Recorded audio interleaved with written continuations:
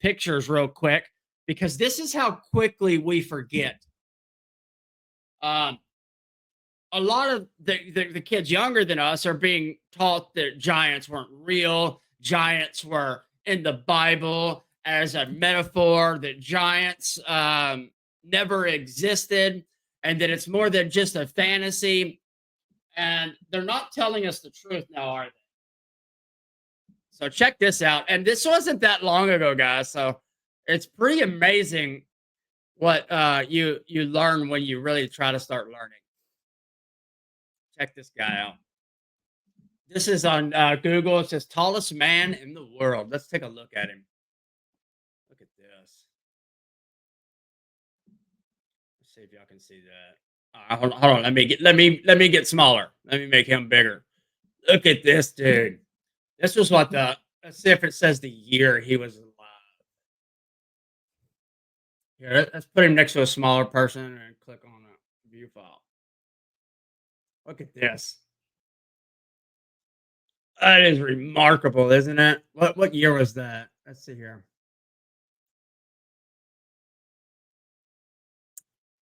It doesn't have a year. Here, let's go to the next giant. Look at this guy standing next to these two girls. Can you guys see that? Hold on. Let me see if I can make that bigger for you. Why ain't it going bigger? Oh, it's hold on one second. I need it pulled it up on a separate page. Hold on one second. Sorry about that. I almost didn't catch that. It's a good thing I jumped back and forth, right? Look, check this out. Where'd he go? Here it is. Here it is. Look at that. Look at that guy standing next to those two women. Good morning, Shane. Good morning, Dane. Thank you for commenting. Thank you for talking to me. And yes, I am truly appreciate you showing up to let me know about my extended warranty. Hurry up and buy. Yeah, get out of my store. Yeah, no, I don't need a warranty, Dane. I'm good. I'm good to go. Look at this guy. Look at how big he is. And yet they'll convince you that giants don't exist, right? It keeps pausing. Gonna hop out and hop back in that. Is it doing that to you guys as well? It may be my internet here. I will try and fix that if it is. Dane. I'm here, teammates. Sharon says, good morning, Dane. And yeah, he already said that. Let me know if it's buffering for anyone else, guys.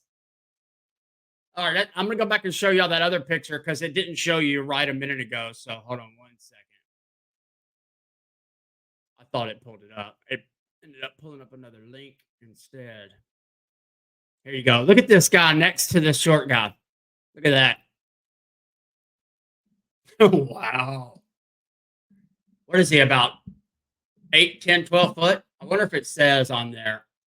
I was on Facebook, so it's good now. Okay, cool. Sweet. Thanks, Dane. Thanks for letting me know. Wow. And this was like what, the early 1900s, I believe. Does anyone know the date that this man was alive? I can't remember, and it's not telling me. Let me see if I can find another thing on it. Here's another one. 8'4". This guy is 8'4".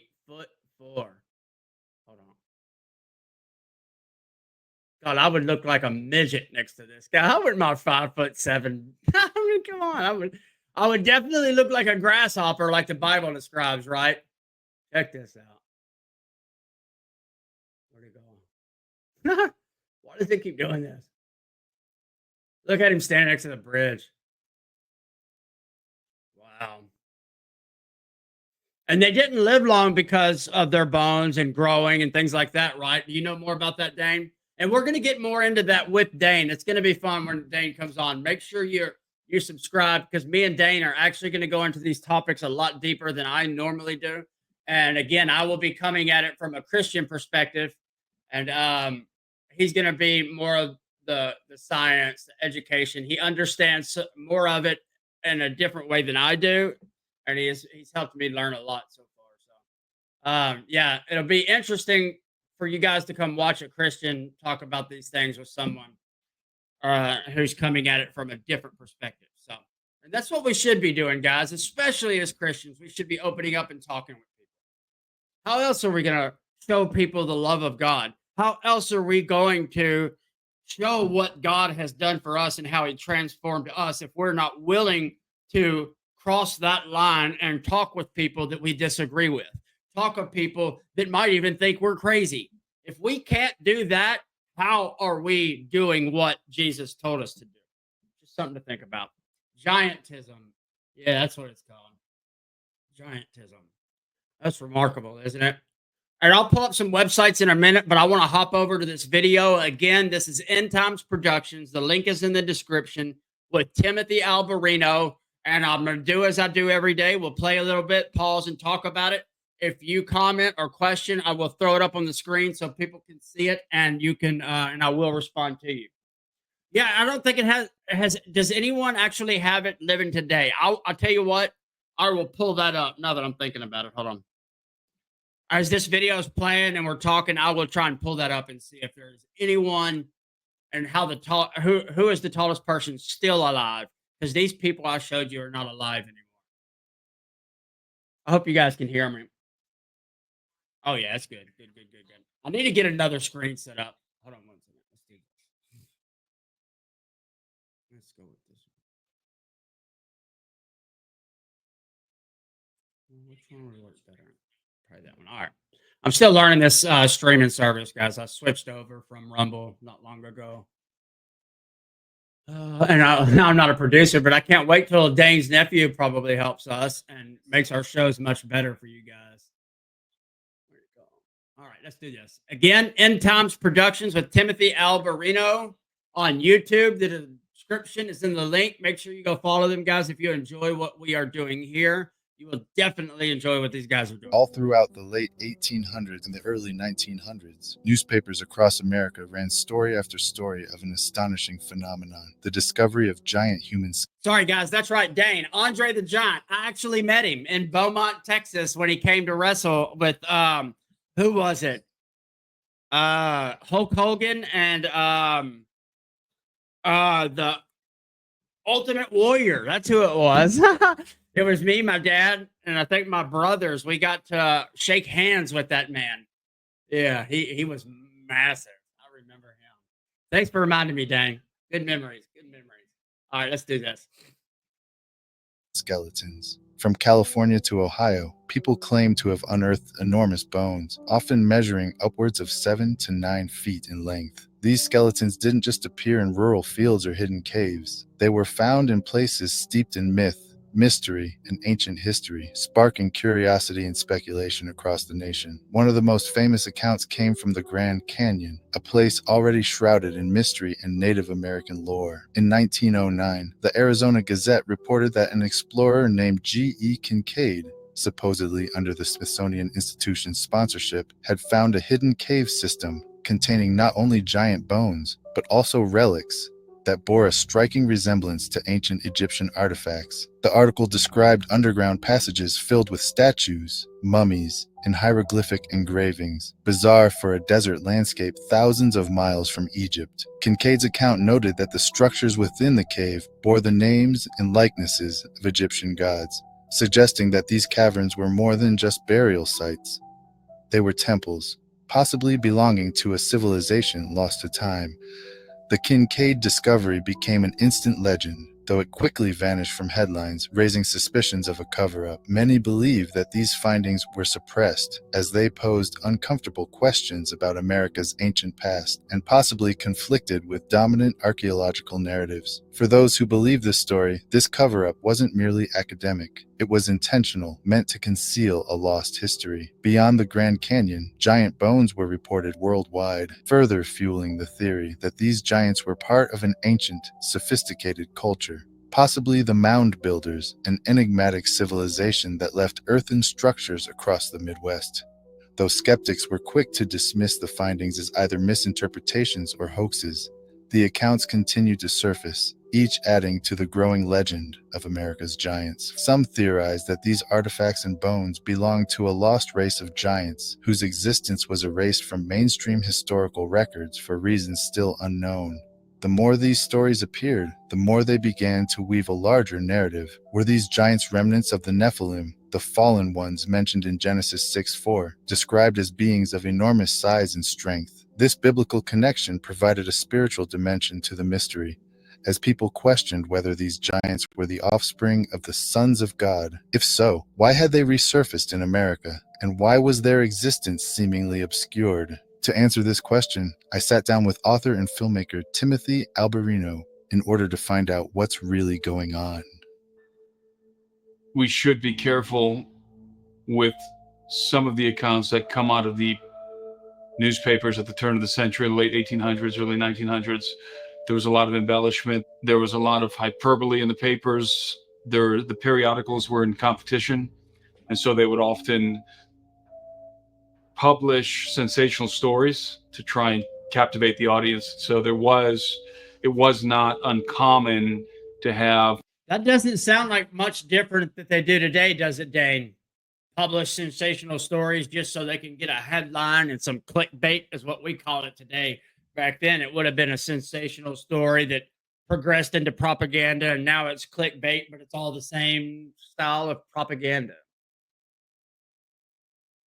All kinds of fanciful stories being reported as legitimate news stories. Having said that, there's no way that all of the stories related to the bones of giants that appeared in those periodicals are all false. There's definitely, in my estimation, there's definitely truth to the idea that the bones of giants were being discovered in the mounds of America. I think that it's the most logical conclusion to draw when you look at all the evidence, when you look at the abundance of stories that were appearing at the turn of the century. Abraham Lincoln, of course, famously mentions the bones of that ancient race of giants that are buried in the mounds of America. You know, I had forgot about that until I just heard this again. Do you remember that, Sharon, if you're watching? What about you, Dane? I can't remember if you're close to my age or not, Dane, but do you remember being taught that or hearing about Abraham Lincoln openly talking about the giants that were buried in the mounds? And I do believe that the Smithsonian went and dug them up and has been hiding it from us, maybe even selling them to us as dinosaur bones. Something to that effect. And Colonel Powell, who was the director of the Smithsonian Institution, in a correspondence with a colleague of his, was remarking about the bones of giants being discovered in America. And he said that we cannot yet discuss, basically, and this is paraphrasing, we can't discuss this topic of giants until we can determine where they came from, because he was most interested and most concerned with the anthropologic doctrine of isolationism. And that was why he was hesitant to talk about the giants, because according to my research, the giants came from the Middle East, primarily. The giants that were in America, the red-haired giants that the Indians talk about, and indeed some of the accounts of the bones of giants being discovered in the mounds in various parts of America, especially in the Midwest. Those giants, there was evidence that they had red hair, and that they were dressed in some cases, they were dressed in various kinds of armor, and were discovered with artifacts that were reminiscent of Middle Eastern artifacts. So Colonel Powell's problem, who's the director of the Smithsonian Institution. Guys, I know this is probably completely off topic, but it just got stuck in my head when he brought up red hair. And it brings up, and yes, my mind can go to conspiracies because it's fun, not because I'm a conspiracy theorist, because I like digging into it, or maybe I am. What is that really? I mean, nothing more than a CIA made up term so you would not question the murder of JFK. But yeah, maybe I am one of those things. No, I really like to learn, guys. I like to question my own beliefs. I like to challenge myself to dig just a little bit deeper. But I'm curious as I have a personal, you know how we have preferences and we are attracted to certain things that we just can't help. Well, redheads. That's been my thing. Is if you can't tell, I'm married to a gorgeous, beautiful redhead, and it's been something I have always just been attracted to. It's not like it was something I chose. It was one of those things that it just was. And then I got to digging into my background, Vandiver, Dutch, maybe maybe it's just something that passes along. But anyway, sorry, I know that was off topic. Do you have anything that you are naturally attracted to like that makes you wonder sometimes? His problem was not so much that the bones of giants were being discovered, but that apparently they had arrived to the United States from foreign shores, which again contradicted the doctrine of isolationism. There was one particular article that told the story of one Professor Kincaid who discovered Egyptian artifacts in the Grand Canyon. And there's no way to know if that story is true or if it was just a fanciful attempt by the newspaper to regale their readers with this incredible story. Dane and I will be going over the Grand Canyon specifically in one of our episodes, guys. We will be talking about all these things a lot. But Dane, what do you think about that? I really want you to dig in more into that if you haven't yet, because I really, really want to talk about what happened at the Grand Canyon and how the Smithsonian is covering it up. And I mean, it's just too many coincidences for me not to believe that actually happened anymore. So I think that there is something in the Grand Canyon. I'm not sure what it is, but the Grand Canyon is an area that is it's very bizarrely guarded. There are parts of it that are off limits, not just because of geological concerns, but there's something else going on there as far as I'm concerned. I don't know. I don't know if any of those stories about Egyptian artifacts in the Grand Canyon can be verified or have been verified. Again, I'm cautious when dealing with Have any of y'all heard that story that's watching right now? Have y'all heard anything about that? Where this guy went down, it was they were closing it down or something. I can't remember what it was. And he wanted to go tour it one last time before the government did whatever they were going to do, supposedly. And he comes across this cave. He walks into the cave and realizes that it's so massive and so big that he needs help. So he goes and gets help and brings back like 30 to 50 people. And they start digging, and they claim that they have found actual Egyptian artifacts. There was a Buddha statue. There were hieroglyphs all over the wall. And that goes back to what me and Dane were hitting on yesterday with stargates or portals that could possibly send you from one place to another on this world. Just something to think about. And I'm curious if you've heard about it. If you have, maybe you know a little bit more, throw it in the comments and I'll throw it on the screen. Those stories that came from the newspapers at the turn of the century. But at the same time, I would not discount the notion that you could find Egyptian artifacts in the Grand Canyon. I think that the ancients were crossing the oceans much earlier than we think. I would say undoubtedly the Phoenicians were, and it wouldn't surprise me if the Egyptians were, but undoubtedly the Phoenicians. So I would expect to find Phoenician artifacts, and indeed I believe Phoenician artifacts have been found in America. In my opinion, this is a telltale sign of being a Tophet. Tophet was a sacrificial altar of the Phoenician people. This bowl is about the same size as an infant child would be. So you think this was used for ritual sacrifice of babies? I think it's indicative of child sacrifice on the banks of the Chicago River thousands of years ago. There are sites where you have a Phoenician or Proto-Phoenician script, for example, that have been discovered. At American Stonehenge, L.A. Marzulli discovered this. Well, he highlighted this in one of his films, that there were Phoenician, some sort of a Phoenician or Proto-Phoenician script discovered at that site. And if that's true, and I believe it is, then that is definitive evidence that the Phoenicians were here in the ancient past. Wow. And if the Phoenicians could make it, then it's also possible that the Egyptians could as well. The Phoenicians were the better mariners. They were, in fact, the builders, the boat builders for the Egyptian fleet, and they were the master mariners. The Phoenicians could have had all kinds of artifacts that they carried with them because they were traders. So they would stop at all of the major ports on their journeys and engage in trade. And among the Phoenicians, I believe that among the regular sized Phoenicians were giants, were individuals of extraordinary stature. The Phoenicians certainly had a cult of giant worship, and I believe that they had some descendants of the Nephilim or the Anakim among them, because they were essentially Canaanites.